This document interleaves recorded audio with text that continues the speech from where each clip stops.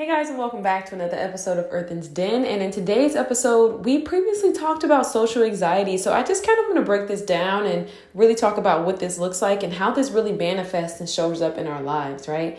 Because of social media, I do believe that we've all been given this new sense of self-consciousness to a degree that is actually classified as social anxiety, right? It is not normal, right, for a person to be online and to see or to post something rather, right? It's not normal for you to be online, post your breakfast, and 100 and so many people see it, right? At first, it seems like attention and it feels like attention. And it's like, oh, this is nice, right? We can equate that to desire. We can equate that to, okay, what I posted was aesthetically appeasing, right? Like this is validating in a sense to know that what I'm posting is good, people like it, right? And that's nice. Like that's a good feeling, right? And you want to know that whatever you're providing, whatever you're putting out there is some good stuff, right? So it's not a bad thing.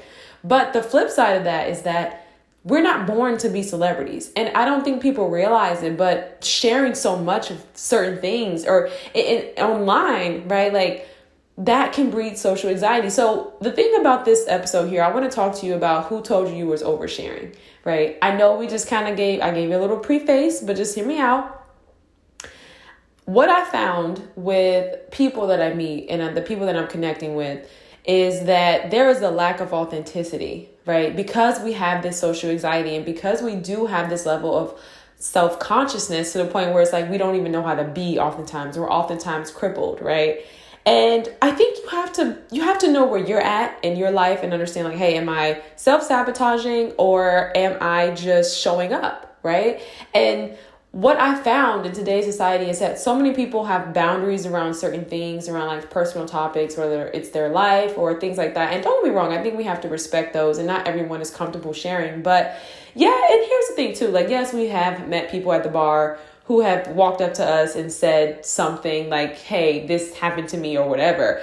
Now, I personally, I gotta ask you guys this question, right? Because when those experiences happen, do you really feel as though it's uncomfortable? Or do you feel as though it was just a genuine connection with a random person that you met who maybe just needed to clear their chest, okay? And it was just the right timing. I mean, it felt okay to share certain things. You were accepting of yourself about it. They may have been accepting of themselves about it, right? And you just kind of connected and had a conversation. Now, I'm not saying that, you have to sit in that space and have a trauma bond and relate over that. But what I am saying is that with social anxiety and with this new heightened sense of self-consciousness, it really takes away the genuineness that is sometimes birthed in authentic connections. Now, I'm not here to tell you how you should have a friendship and how to hit it off. Although I know that a lot of therapists are recommending that you don't talk about certain things, that you set boundaries around yourself.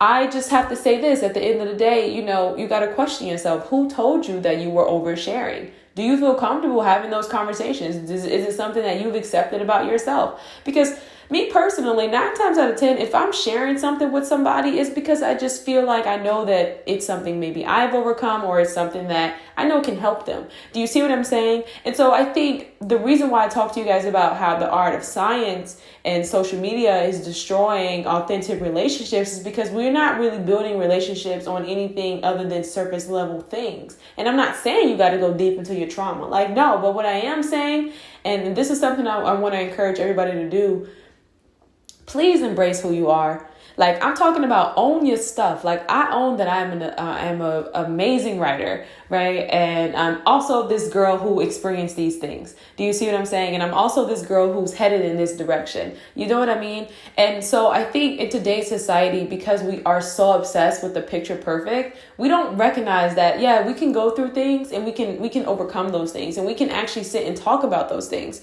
One of the reasons why I think for myself, and I can't even say I think, I really know, I don't really sit in this space of depression, anxiety. I don't struggle with all of those things for a very long time, like in regards to mental health, is because I'm very expressive and I'm very communicative about my feelings, whether it's just me being outside talking to God, or if it's just me being in a space where I am, journaling or podcasting or writing or talking with people in my life, like that is how I don't keep things in. So when it comes to social anxiety or just anything that's like heavy, I don't let that stuff burden me. You know what I mean? And if I feel comfortable and I'm talking to someone, I met someone, we're having a conversation, I would share those things. You see what I'm saying? So you have to understand when you're sharing and what, you know what I mean? Like, there are times where I definitely shared things with the person, not because I felt like I genuinely wanted to share them, but because I really was in a space where I was vulnerable and I didn't want to be in that situation. So I was saying things in forms of like self-sabotage, because I'm like, okay,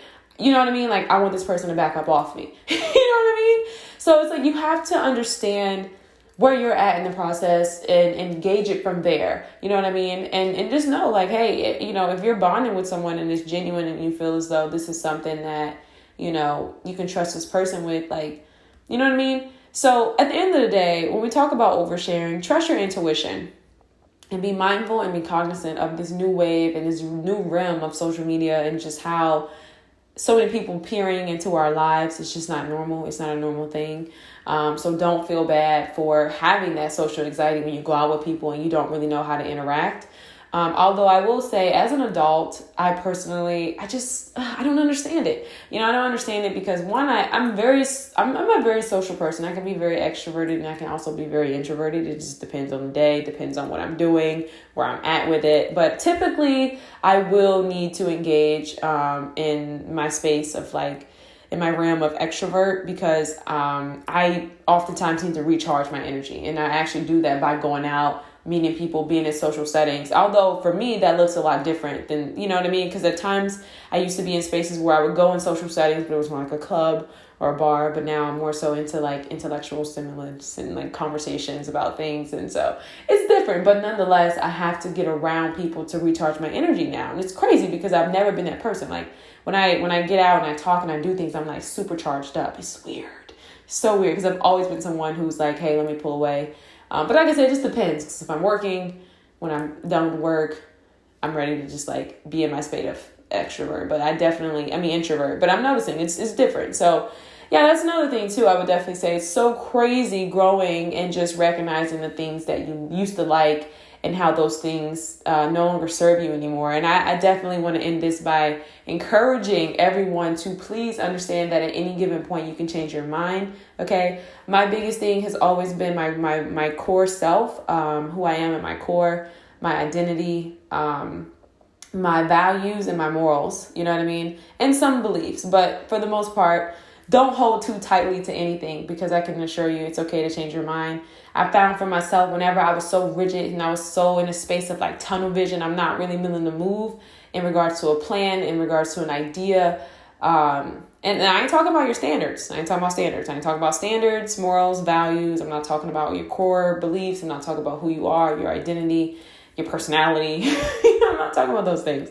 But I am talking about the things that we think that we want and we may actually want, and they may serve us at this age in our life, right? Whether it's friends, relationships, apartments, like just whatever, you know what I mean? These external things, just know that as you change within yourself, right? We always talk about, you hear the saying, nothing changes until you change. But let me let you know right now, when you're doing that personal development work, when you're doing that inner work on yourself, you're actually going to find that when you change and when you get better, the things on the outside and things that you used to enjoy, the things that you may have clung so tightly to, like, oh no, this is who I am, right? That was me. I'm like from 19 to like 23. I'm like, this is me. This is what I'm about. And that's not very a long time, but I mean, essentially, yeah.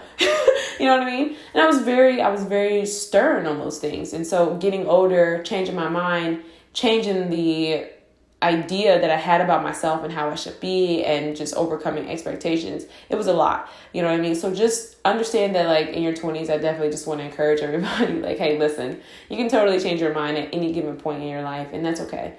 So yes, it's a real thing. It's not normal. I think about celebrities and things like that. I truly believe that it's something that you have to be cultivated for, because it's just not normal. You know, that's not normal to have. You know, that's like eating your breakfast, you know what I mean, at your kitchen island, and you look out the window and there's like 100 people watching you eat your breakfast. Like, it's just not a normal thing. You know what I mean? So it's totally okay to feel that social anxiety. But I think, you know, in regards just to connecting with people, like, be yourself. And it's very hard to be yourself when people essentially tell you that, hey, this is how you should be. This is how you should do it. This is how a conversation should go.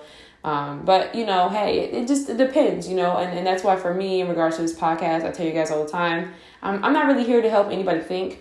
I just really want to put out ideas, and I want to hopefully just kind of bring you toward you. You know what I mean? In that sense, if it resonates, I'm definitely not here for giving you a 2-step plan, because I just encourage free thinking. But hopefully you take something from this, because, it's really hard to develop relationships with anybody. Like, you may not be wanting a lot of friends, but maybe you want to have a good time. Maybe you want to have, when I say good time, like maybe you go somewhere and you want to meet some people, right? Not like one of those standoffish networking events. But if you go to a play or a musical or whatever you're into, you know what I mean, and you want to meet people, it's really hard to do that when you're not showing up as yourself. Like, it's like, do what feels natural. If it feels natural for you to do those things, that stuff is the greatest. And I can tell you, that's like following your heart in a sense. You know what I mean? Like, when it feels natural for you to vibe and do these things, and maybe go here after the musical when typically you would go home, or when,